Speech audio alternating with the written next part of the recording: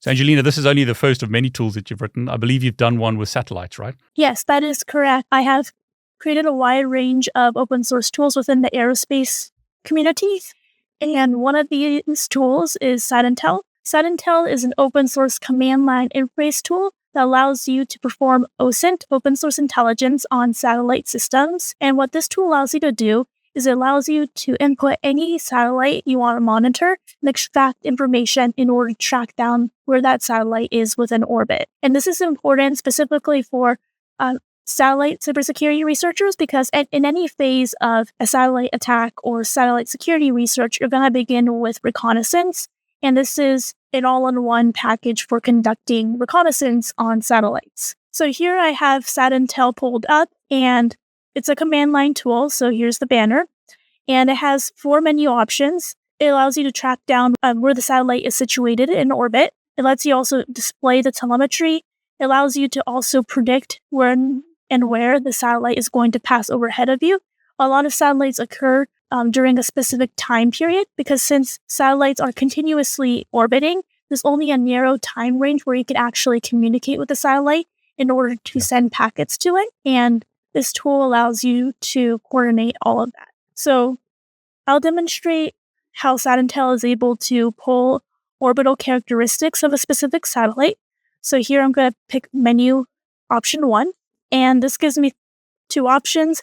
I can select a satellite from a catalog, or I can input a NORAD catalog ID. So I'm going to input a NORAD catalog ID and input the ID of a satellite. Each satellite has an identification, and using a tool like N2IO, you can track satellites as they pass through orbit. And right now I have the International Space Station pulled up, and currently, the information that's presented on the site is pretty limited. SatIntel provides a more robust analysis of where a satellite is situated, specifically so cybersecurity researchers can sift through that data. So we can see here that the space station has an identification code of 25544. So I'm going to input that into the tool. And we can see here, it prints out the orbital characteristic information of the International Space Station. It'll show you the epoch, the motional information, such as the first and second derivatives of mean motion, the checksum lines, alongside the Keplerian elements. Keplerian elements describe where a satellite is situated within orbit. You can also do things like predict when a satellite is going to pass overhead of you. So I'm going to select menu option 3. And there's 2 types of passes, visual passes and radio passes. Visual passes are when you can actually see a satellite passing overhead of you. So I'm going to pick that. I'm going to input the ISS, again, 25544, and then I can enter my latitude. I'll just enter arbitrary IP geocoordinates. Hopefully this should work. 0. Enter days of prediction. I'll put on 100. So this will print out like basic satellite information and when it's going to pass overhead of you.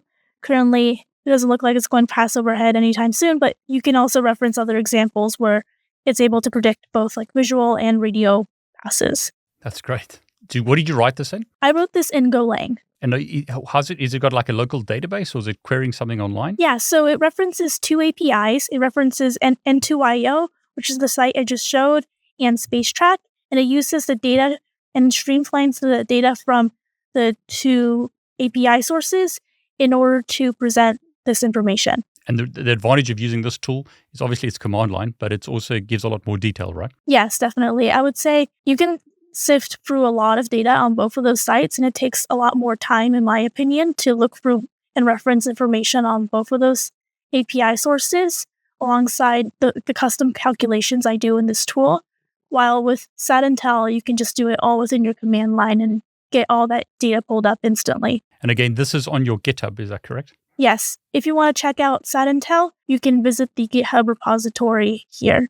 And it outlines how you can use the tool alongside the capabilities of the tool itself. And I mean, you're making a lot of this stuff open source, is that correct? A lot of the work I do is open source, mostly because I believe in education. I've been doing aerospace education. I've been teaching workshops around Los Angeles, and I've been also teaching online workshops where we've catered to people around the world. And I really believe in educating others about this issue, because when I first started learning about these topics, there was hardly any beginner educational materials. Like I had to sift through like 30-page long PDF research reports in order to learn this stuff. And it was really, really tricky and hard for me because I felt like the barrier to entry in order to get this stuff was so difficult. And I had to talk to a lot of like really smart people in the industry that were willing to explain it to me. And luckily enough, I had access to people who were willing to explain this technology to me. But I understand that not a lot of people were in the same position that I was when I first started. So I want to make this stuff more accessible, especially for beginners who are just getting started, because aerospace security is a very prevalent issue, especially with modern technological infrastructure. And the risk and cybersecurity risk affiliated with aerospace security is growing exponentially every year. We're having an exponential rate of satellites being deployed into orbit, especially with mega constellations like Starlink. And I really see a lot of the satellite infrastructure is not built with security in mind. And that's mostly due to education. I'm glad you said that, because my next question was going to be, okay, you've shown us that for aeroplanes, unencrypted, unauthenticated, what a nightmare. And what's the stuff like on the satellites? Is it the same kind of like vulnerabilities, very open, unsecured, etc.? I would say a lot of the issues surrounded with satellite security is also communications related. A lot of the attacks related with satellites are either due to things like spoofing or jamming. Starlink has had this issue, especially with the Russian-Ukraine conflict, where Starlink was just flooded with a lot of spoofing and jamming attacks from ground-based transmitters that were trying to send malicious commands up to the satellites in order to make sure they do things that they're not supposed to do. A very common example of this was with the ROSAT X-ray satellite. This was a joint collaboration between the US and Germany, built, I think, back in the 70s. And this satellite was meant to conduct astronomical research. And that entire satellite was compromised when hackers were able to send malicious commands to it via its communications link. And it was able to rotate the solar panels on the satellite in order to face towards the sun. And that rendered the batteries in the power system of the satellite to fail. And it came colliding back into Earth a few years afterwards. Oh, wow. So they basically shifted the solar panel so it couldn't get charged, right? And then it fell. Yeah, so they shifted the solar panel so it faced directly to the sun. And within a space environment, things get really volatile. And like one like angle of like tilting a solar panel could charge the batteries and cause like an electrical power outage to occur. And that's what happened in that scenario. Okay, so they didn't tilt it away. They tilted it directly to the sun. Yeah, and it was like too much power. Rather than no power. Yeah. So, I mean, is that a problem, right? Because a lot of satellites, I take it, have been around for many, many years.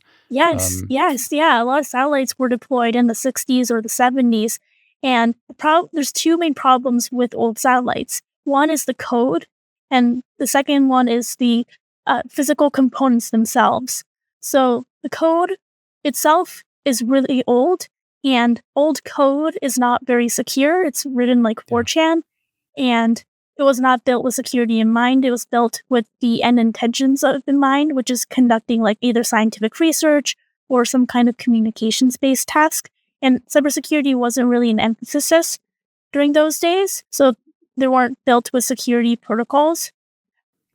So we see with a lot of satellites, they're mostly unencrypted, so you can most often eavesdrop into old satellites in order to get access to information that isn't publicly made accessible. And you can also send commands up to those satellites that are then processed, which you can use to manipulate the satellite itself. And also, old satellites use old communications equipment, making it even more vulnerable because that kind of equipment was not built with high-grade encryption schemes.